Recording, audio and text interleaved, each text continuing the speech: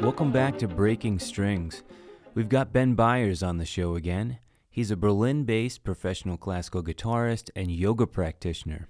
He founded Imaho Yoga. This is an online and in-person yoga studio with his wife, Jennifer Beirs. So Ben, you are back for round 2 this week. I'm going to start off with some listener questions because last time we didn't get to do that. First of all, how have you been? Okay. Wow. We have listener questions? Amazing. But first, let me answer your question. How have I been? I've been busy. I'm teaching a lot of students every week. I hear you. Well, let's talk about the teaching that you're doing. What are the age ranges that you're working with in Berlin? From 7 to 77. Oh, wow. That's huge. Maybe not 77, but yeah, I think I have like a 7. Yeah, he's maybe late 60s, early 70s. I actually don't know exactly how old he is. And then, yeah, I think my youngest is 7. Yeah, maybe 8. Let's jump right into the listener questions. This is a really good one. How tightly are yoga and guitar playing connected physically and emotionally? Can you talk about preparation, getting into the right state of mind, and breathing? You know, I think I've come to realize over the last few years that in a lot of ways, even doing yoga for many years, whatever,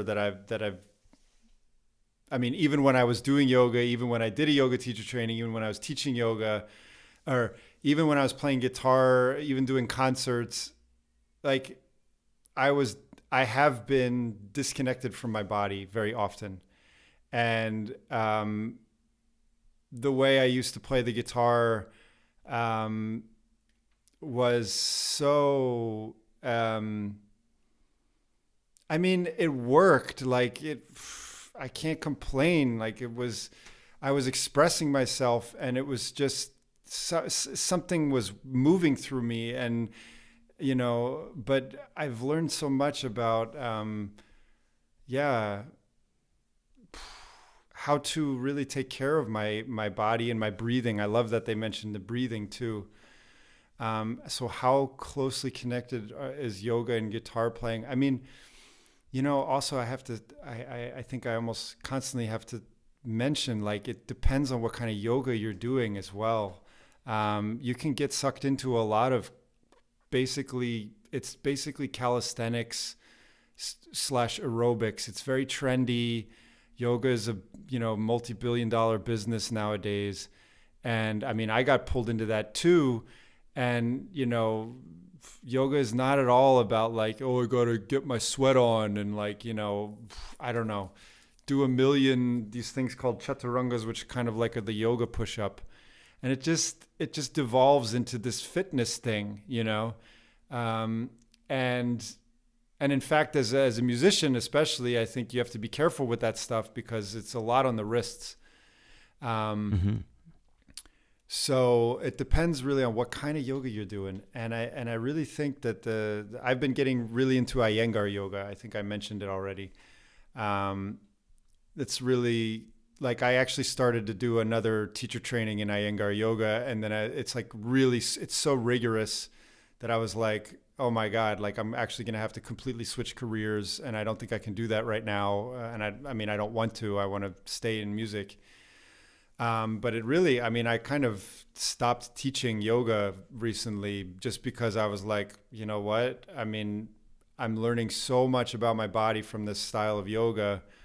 It's interesting. There's a connection with classical music because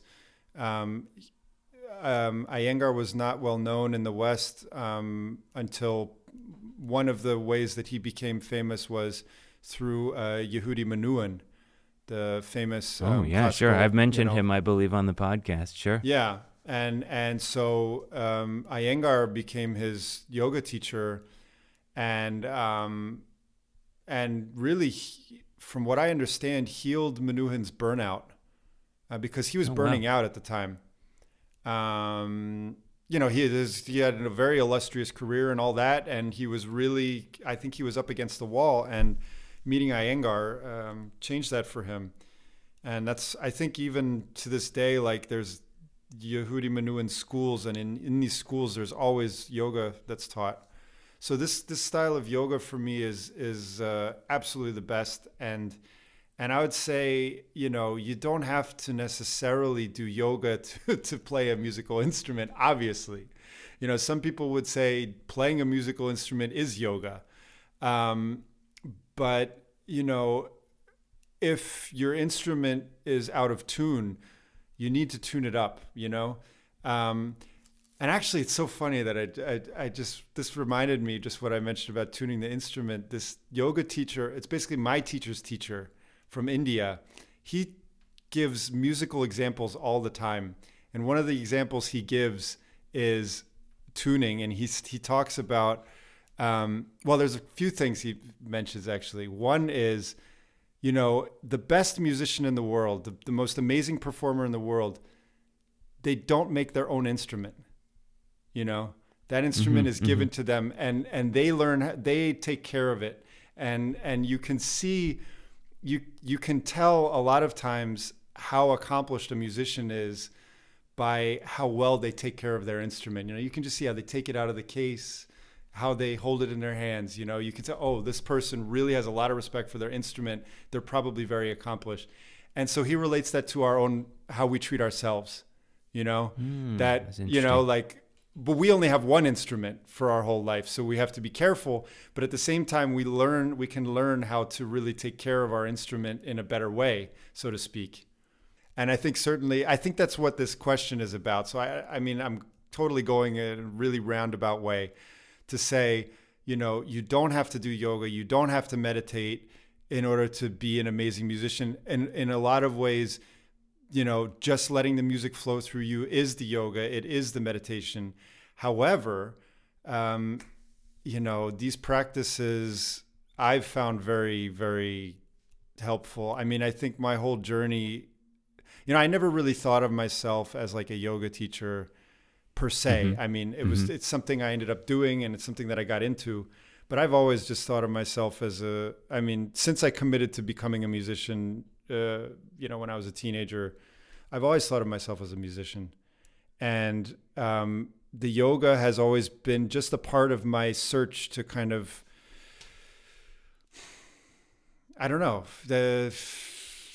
my search as an artist, sort of, my journey as an artist, as somebody who wants to be creative and do something meaningful and impactful in the world. It's actually when I discovered meditation when I was like 20, sitting with my teacher, I said to him, I want to become a monk. Because everything I've been looking for in music, I'm finding right here, just seated on the cushion. And he was like, no. He's like, you're a musician. Like, you have something really special to offer. I know a lot of people who, became monks and they regret it later. Don't quit, being a musician. Keep sharing your music. Keep putting it out there. And yeah. Well, that's interesting that he pushed you right back into music, like in the other direction. David Bowie wanted to become a monk too. Oh, I never knew that. Yeah. He also got really into Tibetan Buddhism, almost became a monk, and instead, chose the path of music because, or like you even look at, there's another kind of well-known thing in the Hare Krishna movement was like really supported by George Harrison. Like the founder of the Hare Krishna movement said that George Harrison was like the biggest benefactor of the movement through his music, and so George Harrison, renouncing everything and not doing any music and just being a monk or whatever, he wouldn't have nearly have had the impact that he had. So I guess I'm trying to say to this person who asked the question,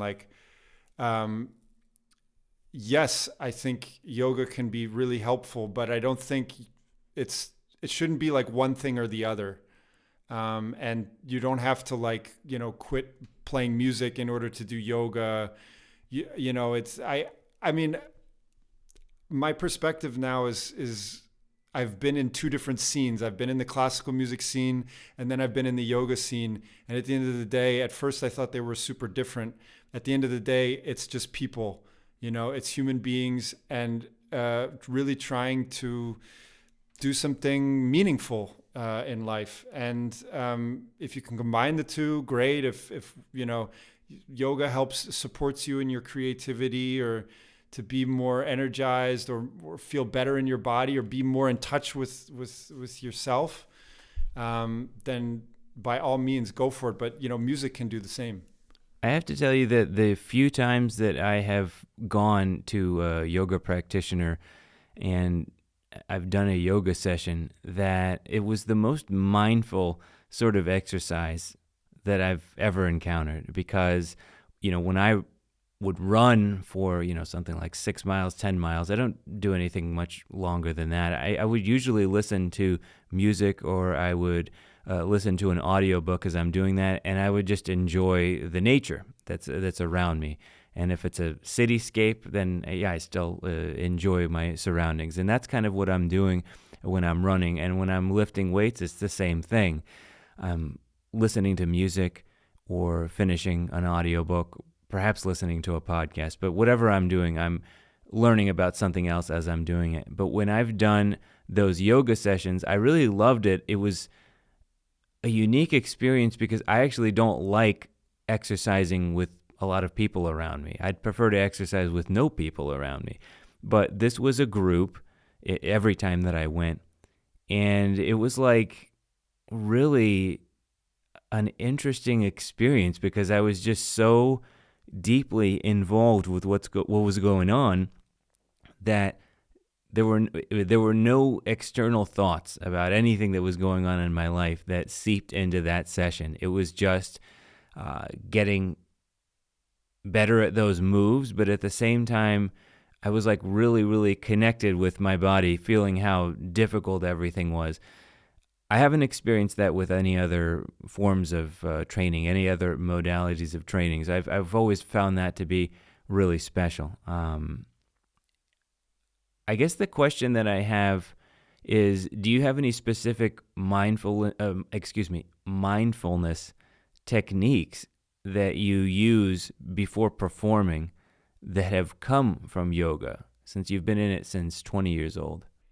I wish I could say there's like a silver bullet or something, like just do this one thing and then, take 3 breaths and then hold it for 12 seconds while you do the specific mudra.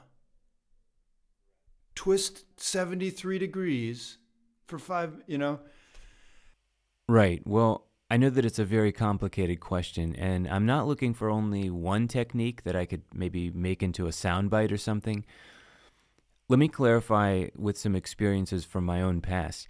So when I was a student and I would finally get some concerts that I was really looking forward to, concerts in nice halls and concerts with an appreciative audience, I remember that I'd have no recollection of each of those performances after they would happen.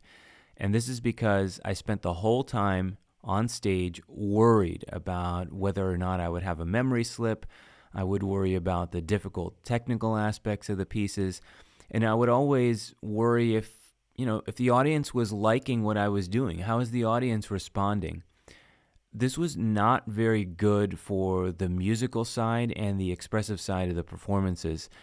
So I got pretty sick of it at a certain time, and I made the decision that whatever I was doing before, I would now do the exact opposite. So one day I just decided to walk out on stage and be completely looking out at the audience and completely in touch with what was going on around me. I would listen carefully to the reverberance of every note in the space that I was playing in, and I would actually enjoy the fact that it was a new sound, a sound that I wasn't used to when I was practicing at home. I would be okay with that if it wasn't perfect, like exactly the way that I wanted. And you know what? I think that the performances got a lot better. I started enjoying more what I was doing. So mindfulness really helped me in this area. Yeah, I mean, and how can you even say how that came about? It came about with experience, No, it came about with like your wish also to really to be present. I mean, you didn't want to, I mean, I'm just saying like, you know, it's not necessarily one specific thing that I'm doing, like breathing exercises, of course, like I've definitely, I think I've gotten better at like noticing when my heart is really racing and just feeling that, and just being present with like, it's not a comfortable feeling. I'm really nervous. I'm going to try to slow down my breathing a little bit. But ultimately the nerves come, right, to whatever extent they come. They're, doesn't matter how much experience you have, you're always a bit, kind of nervous and excited, and you always want it to go well. So, it's more like, I think it's a journey for me anyway. I think of, for me more and more, it's like, this isn't a performance. I'm not I'm sick of performing. Like, I don't want to perform. I want to play music. I just want to, I don't know how to, I don't know how to put it exactly, but I think maybe it's just because like, I feel like for me, I was thinking about it somehow when I was thinking about our podcast for tonight. And I was just thinking like, maybe some things came too early for me and I wasn't ready for them, with some of these competitions and some of this pressure and whatever.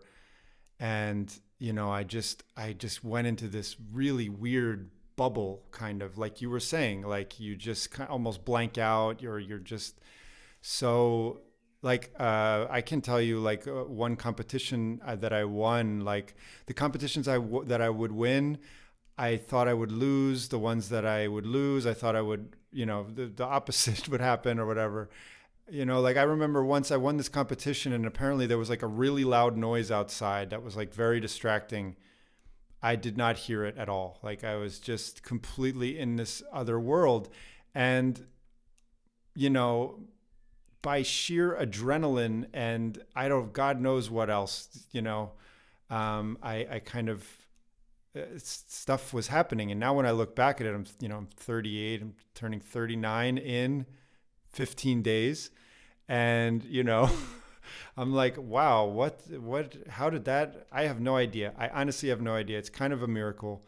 But now I look back and I go like, yeah, okay. I'm proud of what I accomplished. And, now I want to,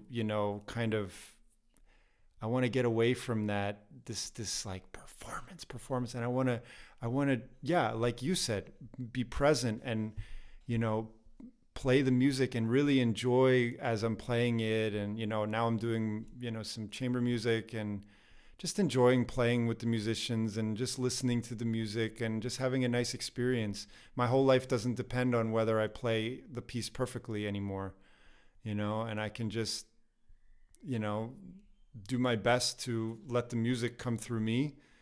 And like we talked about last time, let go of the results. And that's the, I don't know if that has everything to do with my yoga and meditation practice, but certainly that's the message you get in the mindfulness, meditation, yoga kind of scene. Ben, can you think of a challenge that you've had that was a really big obstacle, but you figured out a way to overcome it, and the solution to that problem was very surprising? I've had some spectacular fails in my career, I would say. I don't go about broadcasting them, but I've had plenty of challenges, like, I don't know, basically getting to a point where I couldn't get out of the first round of a competition when, a few years earlier, it was like almost always, placing at least. And, that was, I think I carried that around with me for so many years, this feeling of resentment and disappointment. And, there was stuff with my politics when I was going to school and all this kind of stuff. Well, could we just jump into that competition thing for just a second? I've actually had some similar reactions. When something is going really well for me and things are happening the way that I want, I get even more motivated. I have more drive. Now, as soon as there is any kind of a hiccup, I could sometimes lose my way And that is a huge mistake, because you should really try to keep the drive as constant as you possibly can, and the hiccups should not deter you so much.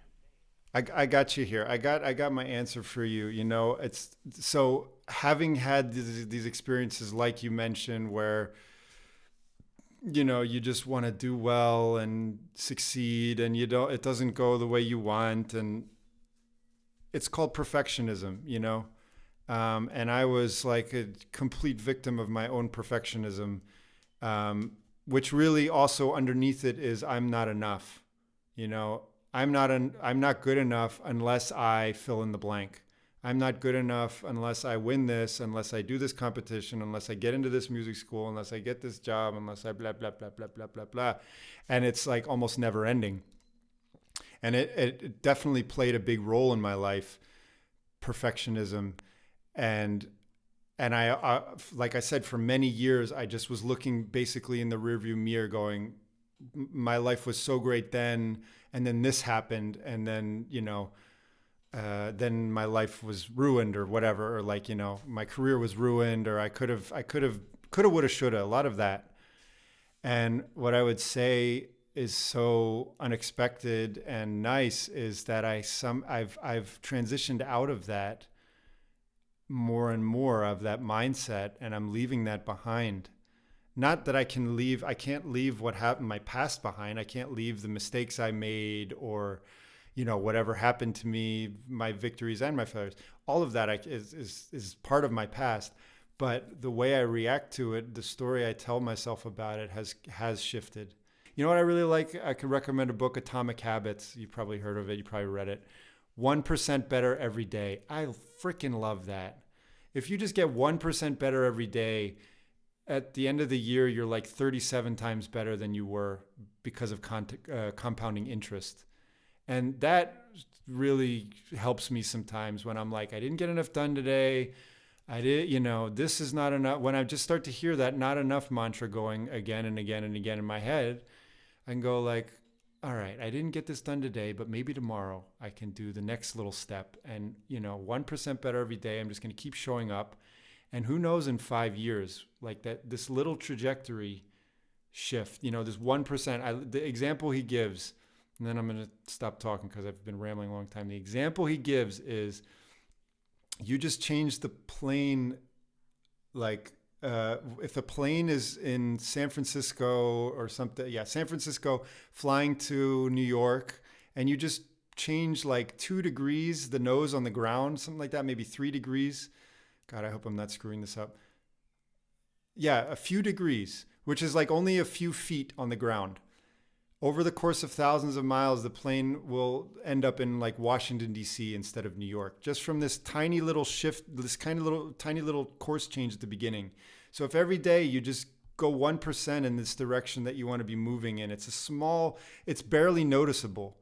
It's barely noticeable on a day-to-day basis. But after a week and a month and a year, there's a big difference. And that's the kind of work I'm doing now. Like, that's what I'm into now. And that's where I just feel it's like a huge freaking relief. Because the weight of the world isn't on my shoulders. I don't have to depend on like playing every single freaking note perfectly. Like, that's no longer life or death for me. And thank God I'm out of that.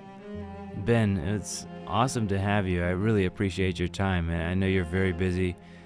And every time we have one of these conversations, whether it's the record button is on or whether the record button is off and we're just chatting, I always learn so much from you. Thank you so much, really? man. Wow. Thanks. Thanks for having me again. We're gonna keep this as a regular occurrence. And I think keep the conversation going, and I'm super glad because I also feel uplifted. Thanks for sharing that story, and thanks for having me.